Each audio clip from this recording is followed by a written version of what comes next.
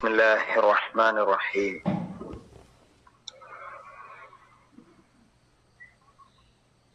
الحمد لله رب العالمين، والصلاة والسلام على رسول الأمين وعلى آله وصحبه أجمعين، أما بعد. رب اشرح لي صدري ويسر لي أمري واحلل عقدة من لساني يفقهوا قولي. ഏറെ സ്നേഹം നിറഞ്ഞ സഹോദരി സഹോദരന്മാരെ, അള്ളാഹു നമ്മെല്ലാം അനുഗ്രഹിക്കുമാറാവട്ടെ. കുടുംബവുമായി ബന്ധപ്പെട്ട കുറേയേറെ ഇസ്ലാമിക അധ്യാപനങ്ങളാണ് നമ്മൾ ഈ അടുത്ത് പറയുകയും മനസ്സിലാക്കുകയും ചെയ്തുകൊണ്ടിരിക്കുന്നത്. ഇതിലൊന്ന് മാതാപിതാക്കളാണ്.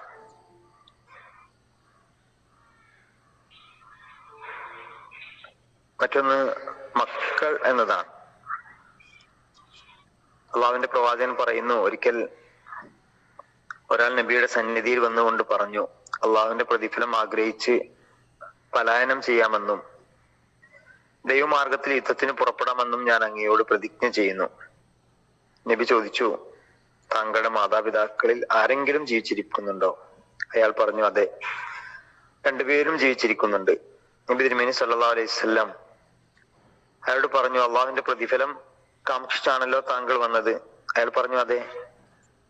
നബി പറഞ്ഞു, ഫർജി ഇലാ വാലിദൈക ഫഹ്സിൻ സുഹബതഹുമാ, എങ്കിൽ നീ നിന്റെ മാതാപിതാക്കളുടെ അടുത്തേക്ക് മടങ്ങി പോവുക, അവരോടുള്ള സഹവാസം നന്നാക്കി തീർക്കുക. സ്വർഗത്തിന്റെ താക്കോലുകളാണ് മാതാപിതാക്കൾ. അബൂ ഹുറൈറ റളിയല്ലാഹു അൻഹുവിൽ നിന്നും നിവേദനം, റസൂലുള്ളാഹി സ്വല്ലല്ലാഹു അലൈഹി വസല്ലം പറയുന്നു, സൽവൃത്തനായ ഒരു ദാസന് സ്വർഗലോകത്ത് അള്ളാഹു പദവികൾ വർദ്ധിപ്പിച്ചുകൊണ്ടേയിരിക്കും.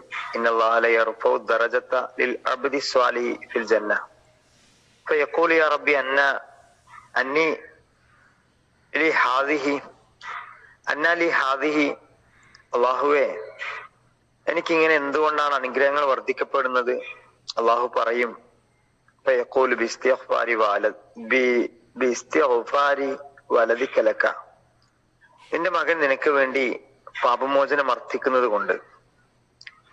ഇവിടെ മക്കൾ മാതാപിതാക്കൾക്ക് വലിയ അനുഗ്രഹമാണ് എന്ന പാഠമാണ് റസൂലുള്ളാഹി സ്വല്ലല്ലാഹു അലൈഹി വസല്ലം പഠിപ്പിക്കുന്നത്.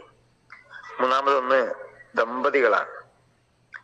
അള്ളാഹുവിന്റെ പ്രവാചകൻ തന്നെ പറയുന്നതായി അബൂ സഈദ് അൽ ഖുദരി റളിയല്ലാഹു അൻഹു നിവേദനം, ഇന്ന റജുല ഇദാ നദറ ഇലാ ഇംറാതിഹി വനദറത് ഇലൈഹി നദറല്ലാഹു തആല ഇലൈഹിമാ നദറത റഹ്മ. ഒരു പുരുഷൻ ഭാര്യയെയും ഒരു ഭാര്യ അയാളെയും ആദരപൂർവം പരസ്പരം നോക്കിയാൽ അള്ളാഹുവിന്റെ കാരുണ്യത്തിന്റെ നോട്ടം അവരെ കടാക്ഷിക്കും. ഫൈദാ അഖദ ബികഫിഹാ തസാഖതത് ദുനൂബഹുമാ മിൻ ഖിലാലി അസ്വാബിഹിമാ. അയാൾ തന്റെ ഭാര്യയെ ഹസ്തദാനം ചെയ്താൽ അവർ ചെയ്ത പാപങ്ങൾ അവരുടെ കൈവിരികൾക്കിടയിലൂടെ ഊർന്നു വീഴുമെന്ന് റസൂലുള്ളാഹി സ്വല്ലല്ലാഹു അലൈഹി വസല്ലം പഠിപ്പിക്കുന്നു. ദാമ്പത്യ ജീവിതത്തിന്റെ ഏറ്റവും മനോഹരമായ ചില പ്രതിഫലങ്ങളാണ് റസൂലുള്ളാഹി സ്വല്ലല്ലാഹു അലൈഹി വസല്ലം നമ്മെ ഓർമ്മപ്പെടുത്തുന്നത്. മറ്റൊരിക്കൽ റസൂലുള്ളാഹി സ്വല്ലല്ലാഹു അലൈഹി വസല്ലം പറഞ്ഞു, ആയിഷ റളിയല്ലാഹു അൻഹാ ഖാലത് ഖാല റസൂലുള്ളാഹി സ്വല്ലല്ലാഹു അലൈഹി വസല്ലം ഇന്ന അക്മലൽ മുഅ്മിനീന ഈമാനൻ അഹ്സനുഹും ഖുലുഖൻ വഅൽതഫുഹും ബിഅഹ്ലിഹി. വിശ്വാസികളിൽ ഏറ്റവും ഈമാൻ തികഞ്ഞവർ അവരിലെ ഏറ്റവും മികച്ച സൽസ്വഭാവികളും വഅൽതഫുഹും ബിഅഹ്ലിഹി, കുടുംബത്തോട് കൂടുതൽ അലിവോടെ പെരുമാറുന്നവനുമാണ്. സ്വന്തം കുടുംബത്തോട് ഏറ്റവും നന്നായിട്ട് പെരുമാറുന്നവനാണ് യഥാർത്ഥ മുസ്ലിം എന്ന് പ്രവാചകൻ ഇവിടെ ഓർമ്മപ്പെടുത്തുകയാണ്.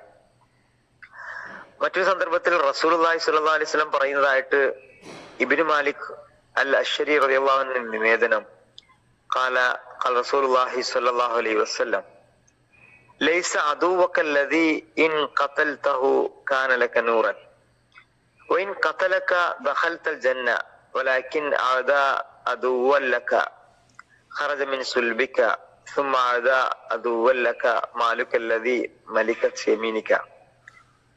റസൂലുള്ളാഹി സ്വല്ലല്ലാഹു അലൈഹി വസല്ലം ഓർമ്മപ്പെടുന്ന കാര്യം ഇതാണ്: നീ കൊന്നുകളഞ്ഞാൽ നിനക്ക് പ്രകാശമായി തീരുകയും നിന്നെ കൊന്നുകളഞ്ഞാൽ നിനക്ക് സ്വർഗം ലഭിക്കാൻ കാരണമാകുകയും ചെയ്യുന്നവനല്ല യഥാർത്ഥ ശത്രു. അഥവാ നീ ഒരു യുദ്ധത്തിൽ പങ്കെടുക്കുന്നു, നീ ഒരു കഠിന ശത്രുവിനെ വധിച്ചാൽ അത് നിനക്ക് വലിയൊരു പ്രകാശമാകും. അതല്ല, ആ യുദ്ധത്തിൽ ശത്രു നിന്നെ വധിച്ചാൽ നീ ഷഹീദാണ്, നിനക്ക് സ്വർഗം ഉറപ്പാണ്. അങ്ങനെ ആരോടാണോ നീ ഏറ്റുമുട്ടിയത് അവനല്ല നിന്റെ യഥാർത്ഥ ശത്രു, മറിച്ച് നിന്റെ മുതുകിൽ നിന്ന് നിനക്ക് പിറന്ന സന്തതി തന്നെയാവാം നിന്റെ ഏറ്റവും വലിയ ശത്രു. പിന്നെ ഏറ്റവും വലിയ ശത്രു നീ കൈയടക്കി വെച്ചിട്ടുള്ള നിന്റെ ധനമാണ്. സമ്പത്തും സന്താനങ്ങളും അതൊരു പരീക്ഷണമാണ് എന്ന അർത്ഥത്തിൽ കുടുംബത്തെ മനസ്സിലാക്കാൻ കഴിയാതെ പോയാൽ നമുക്ക് നരകശിക്ഷയ്ക്ക് കാരണമാകുന്നതിൽ നമ്മുടെ കുടുംബം വലിയ പങ്ക് വഹിക്കുന്നു എന്ന് പ്രവാചകൻ ഇവിടെ ഓർമ്മപ്പെടുത്തുകയാണ്. യുത്താ ബിറജുലിൻ യൗമൽ ഖിയാമ ഫയുഖാലു അക്കല ഇയാലുഹു ഹസനാതിഹി. ഖിയാമത്ത് നാളിൽ ഒരു മനുഷ്യനെ കൊണ്ടുവരും, അയാളെ കുറിച്ച് പറയും ഇയാളുടെ നന്മകളെല്ലാം കുടുംബം തിന്നു തീർത്തിരിക്കുന്നു. അള്ളാഹുവിന്റെ പ്രവാചകന്റെ തന്നെ ഒരു വചനം കൂടി ശ്രദ്ധയിൽപ്പെടുത്താം.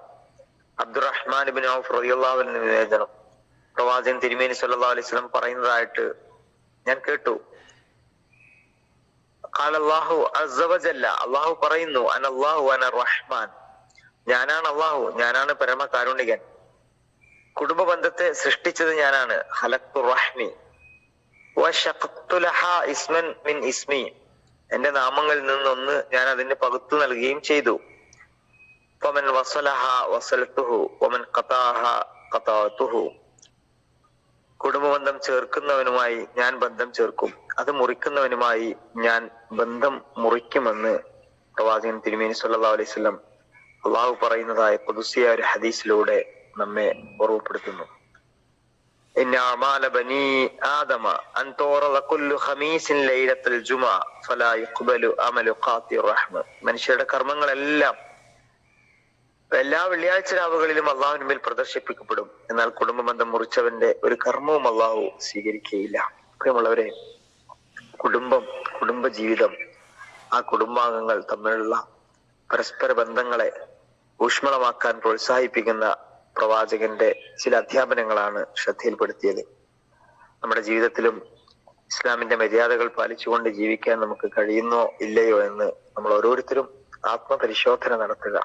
അള്ളാഹു സുബ്ഹാനഹു വ തആല നമ്മെ അനുഗ്രഹിക്കുമാറാവട്ടെ. വീഴ്ചകളും പോരായ്മകളും അള്ളാഹു നമുക്കെല്ലാം പുറത്തു തരുമാറാവട്ടെ. ഏറെ സന്തോഷത്തോടെ എല്ലാവരോടും ഏറ്റവും നല്ല രീതിയിൽ പെരുമാറി ഇടപഴകി ജീവിക്കാൻ അള്ളാഹു നമ്മെല്ലാവരെയും അനുഗ്രഹിക്കുമാറാവട്ടെ. മരിക്കുമ്പോൾ ഈമാനോടുകൂടി മരിക്കാൻ അള്ളാഹു തൗഫീഖ് നൽകുമാറാവട്ടെ. ആമീൻ. അസ്സലാമു അലൈക്കും വറഹ്മത്തുള്ളാഹി വബറകാതുഹു.